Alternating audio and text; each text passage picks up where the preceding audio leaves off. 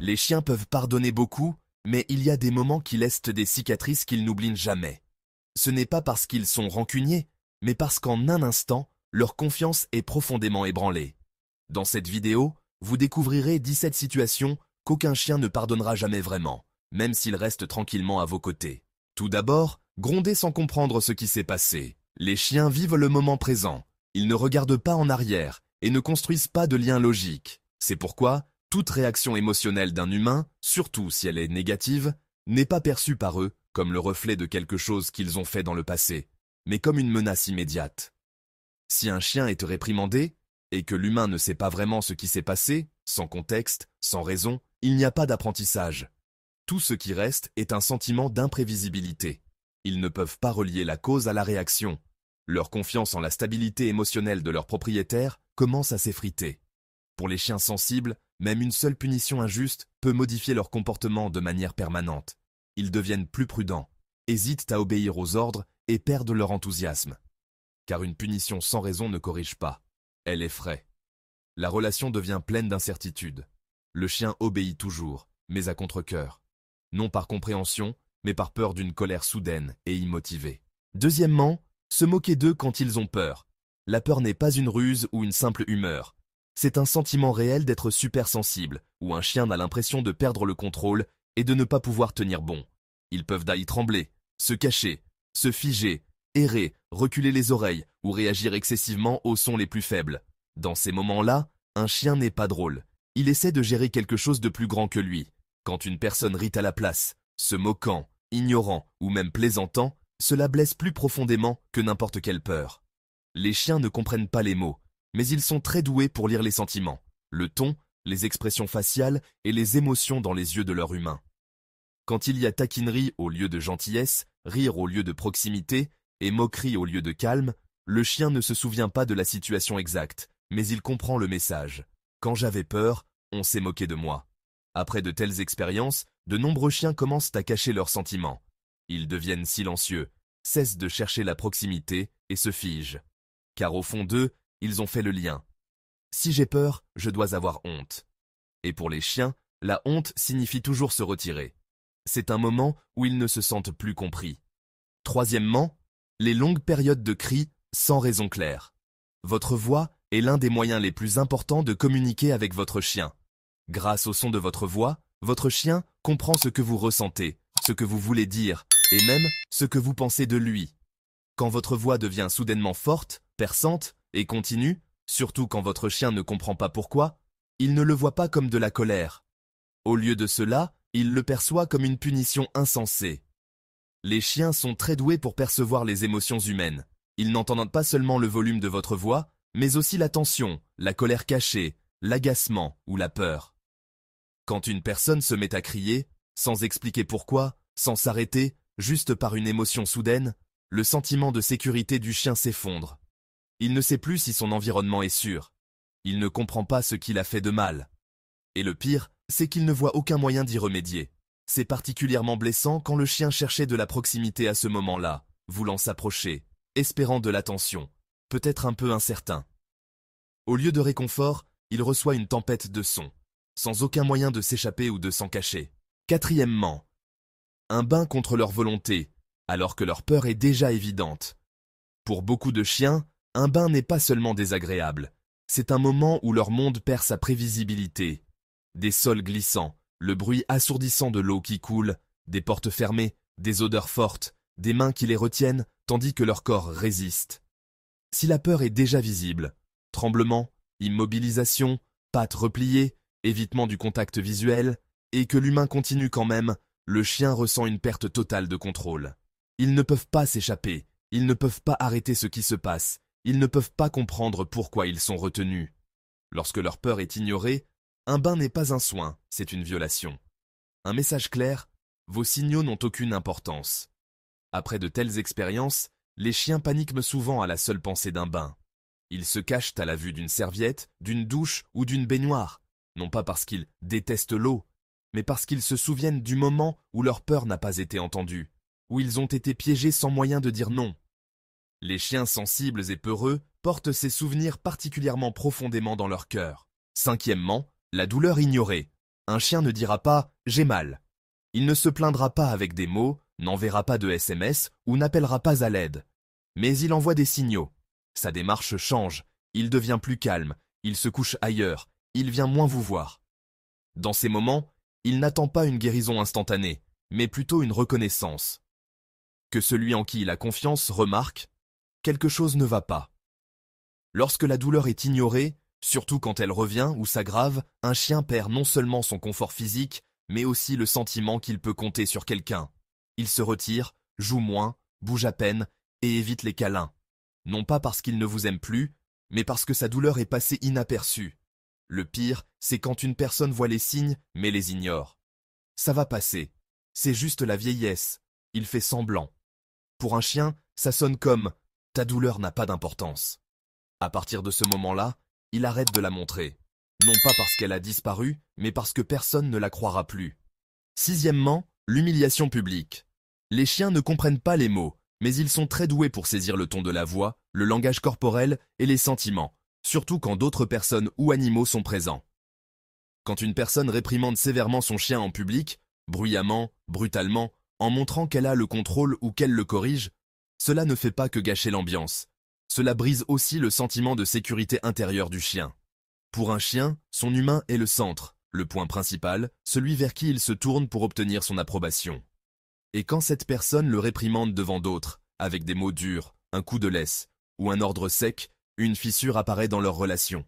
Le chien pourrait se figer, baisser les oreilles, détourner le regard, ou remuer la queue nerveusement. Ce n'est pas de la culpabilité. C'est sa façon d'essayer de maintenir un lien fort lorsqu'il se sent rejeté. Et même si cela se termine rapidement, ce qui reste dans sa mémoire n'est pas ce qui s'est passé, mais ce qu'il a ressenti. Là où il y avait du soutien, il y a soudainement de la honte, de la douleur et de l'incertitude. Les chiens particulièrement sensibles réagissent très fortement. Après de tels moments, ils pourraient éviter les ordres, hésiter et perdre leur entrain, parce que leur loyauté a été soudainement transformée en source d'embarras. Septièmement, rejetez le contact quand votre chien cherche du soutien. Les chiens ne demandent pas avec des mots, mais avec des actions. Un regard doux, un coup de patte, une tête penchée ou en s'approchant prudemment. Ce n'est pas de l'insistance. Ce n'est pas une tentative de vous distraire. C'est une tentative de se sentir proche quand ils ne sont pas sûrs de quelque chose. Et quand une personne détourne le regard, les repousse, les ignore ou les renvoie, le chien se souvient non seulement de l'action, mais aussi du silence comme réponse à sa supplication. Soutenir les chiens ne signifie pas les gâter ou leur faire des câlins planifiés. Cela signifie « je suis là ». Quand votre chien a peur, se sent mal, ou a juste besoin de quelqu'un sur qui s'appuyer.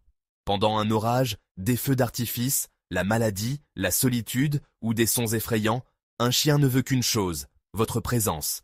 Pas de mots, pas de caresses, juste être là. Et quand il reçoit de la froideur, du silence ou de l'agacement au lieu de la proximité, le chien apprend « je ne devrais pas demander ».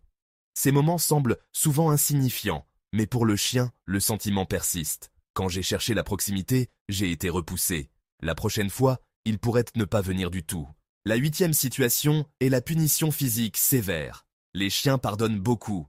Ils oublient les petites contrariétés, supportent les malentendus et attendent devant la porte, même si vous êtes parti sans un mot. Mais la punition physique sévère est l'une des rares choses qu'un chien pourrait ne jamais pardonner. Parce que dans leur esprit, ce n'est pas une correction ou un entraînement, mais une menace directe de la part de celui qui devrait les protéger. Même si le coup était léger, même si ce n'était qu'une poussée ou une traction brusque, le corps du chien l'enregistre instantanément. Ils ne font pas de différence si c'était intentionnel ou accidentel, mérité ou non. Ils ne ressentent qu'un contact soudain et imprévisible, accompagné de tension, de bruit et d'agressivité. Et cette expérience laisse une marque profonde sur leur comportement. Le chien pourrait ne pas réagir de manière évidente. Pas de grognement, pas de fuite, mais de l'hésitation, de la prudence et une tension corporelle apparaissent, surtout quand il est près de vous. Leur réaction au toucher, aux gestes ou aux ordres pourrait changer.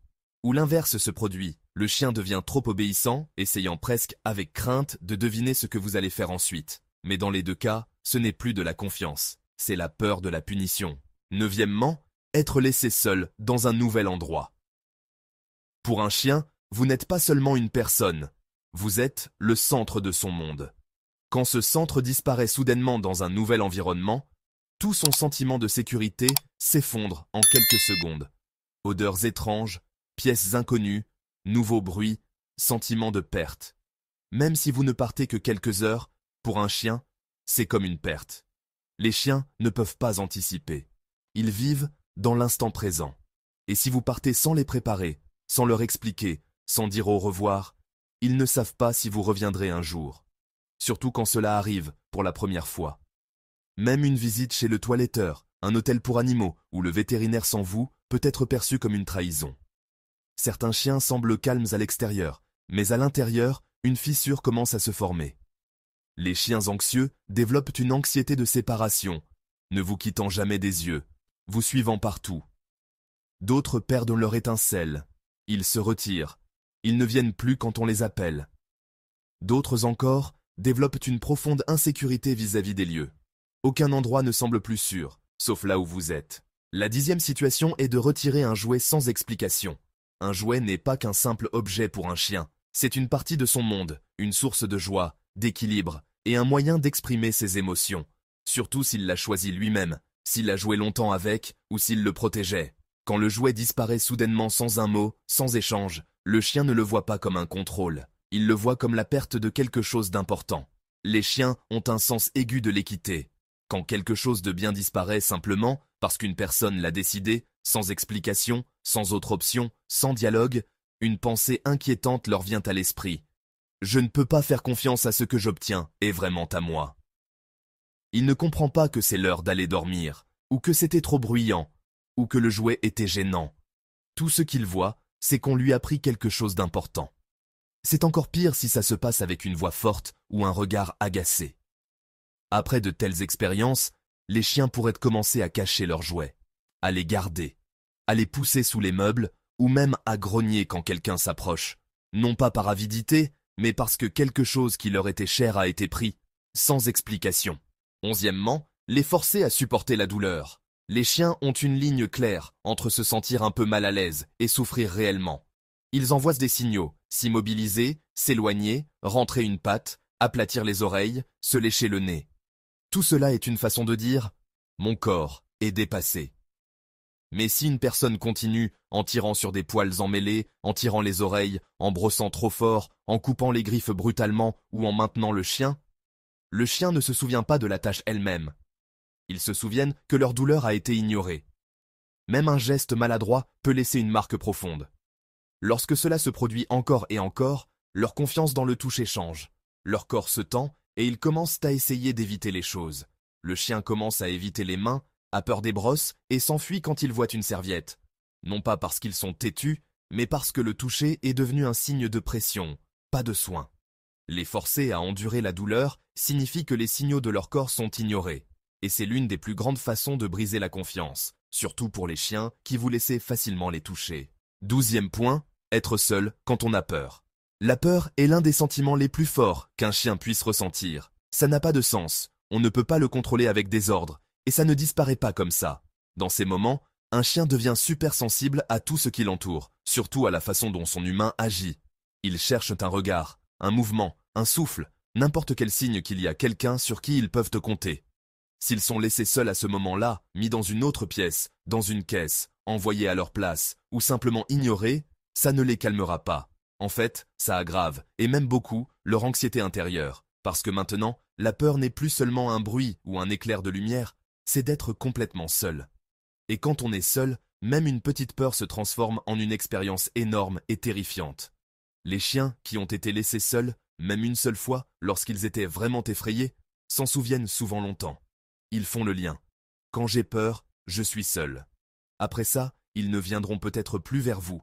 Ils n'appelleront peut-être plus. Ils trembleront et se cacheront simplement en silence.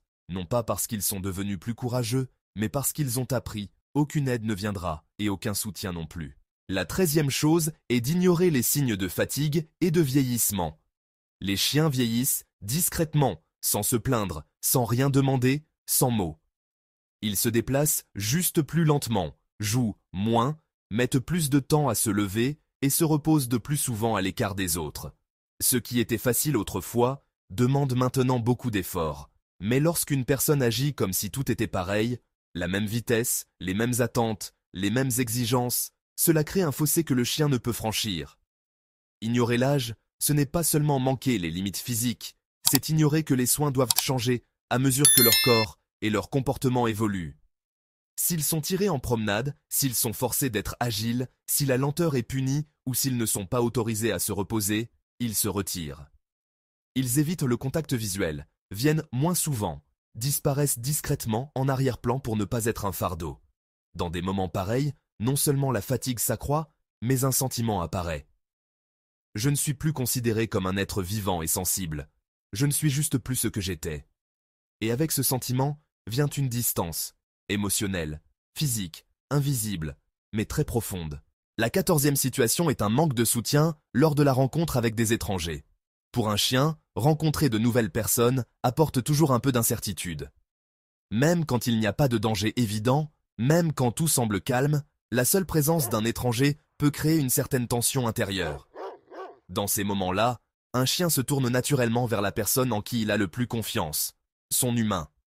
Il observe où vous êtes, comment vous réagissez, comment vous bougez. Et à partir de là, il tire ses conclusions. Si l'humain ne fait pas attention, est distrait, plongé dans une conversation ou ne remarque pas que le chien s'est figé, s'est détourné, s'est caché ou s'est couché, le chien est désorienté.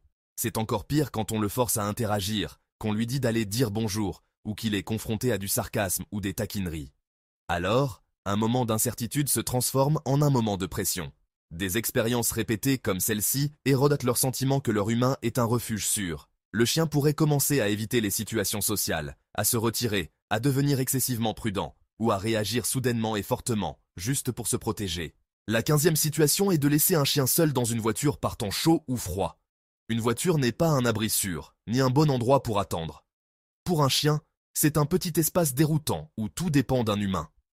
Lorsque la voiture est verrouillée, le moteur est éteint et qu'il fait très chaud ou froid à l'intérieur, le chien est tout seul dans un endroit étrange, sans issue, sans odeur familière et sans savoir ce qui se passe. Les chiens ne peuvent pas contrôler leur température corporelle comme les humains. Par temps chaud, leur corps surchauffe rapidement, leur respiration devient courte et ils commencent à paniquer. Par temps froid, leur corps se raidit, ils commencent à frissonner et perdent de l'énergie en essayant de rester au chaud. Et tout cela se passe pendant qu'ils sont seuls, sans son réconfortant, sans explication, sans promesse que quelqu'un reviendra. Même si rien de grave n'est arrivé, même si ce n'était que 5 minutes, un chien ne comprend pas le temps. Ils se souviennent du stress, de l'immobilité, du silence suffocant. Le souvenir n'est pas celui d'une attente en toute sécurité, mais celui d'avoir été abandonné. La prochaine fois, il pourrait ne plus jamais monter dans une voiture avec la même confiance. 16e, des ordres constants donnés sur un ton sévère. Un ordre n'est pas qu'un mot, c'est un moyen de se connecter. L'humain appelle et le chien répond avec confiance. Mais si cette connexion est toujours remplie de dureté, de rudesse et de tension, alors l'ordre cesse d'être une connexion et devient une pression. Si un chien n'entend des ordres que sur un ton sévère, sans gentillesse, récompense ou douceur, il cesse de les considérer comme des invitations à travailler ensemble. Avec le temps, la joie de faire des choses s'estompe. Leurs yeux deviennent ternes et leurs regards vides. Le chien obéit aux ordres plus lentement, avec hésitation, ou semble oublier ce qu'il est censé faire. Non pas parce qu'il ne sait pas, mais parce qu'il ne se sent pas le bienvenu. Un ton sévère n'est pas un signe de fermeté, c'est un signal d'alarme. Une voix forte, des gestes brusques, un langage corporel tendu, tout cela est de la pression. Et quand cela devient une habitude, le chien n'attend rien des gens, sauf la critique. Même les éloges semblent alors faibles, parce que la base émotionnelle a déjà été empoisonnée. 17e situation, ne pas intervenir quand un étranger blesse un chien. Pour un chien, son humain est son pilier, non seulement un ami, mais un protecteur vers qui il se tourne naturellement, surtout quand les choses sont incertaines. Quand un étranger arrive, un invité, un passant, un toiletteur ou un enfant à qui on laisse trop de liberté, le chien ne pense pas à leurs intentions, il ressent ce qui se passe. Si cet étranger est brutal, lui cause de la douleur, le pousse ou lui fait peur, le chien cherche immédiatement le regard de celui en qui il a confiance. Si au lieu d'intervenir, il y a le silence, aucune action ou même des excuses pour le comportement de l'étranger, quelque chose de très important se brise à l'intérieur du chien. Je ne suis pas en sécurité avec celui en qui j'ai confiance. Ils reculent, se cachent, se détournent ou se figent, parce qu'ils ne savent plus comment réagir. Ce qui reste, ce n'est pas le souvenir de l'étranger, mais le souvenir de l'absence de leur humain. Et si cela se produit plus d'une fois, la confiance s'estompe lentement. La confiance s'estompe lentement.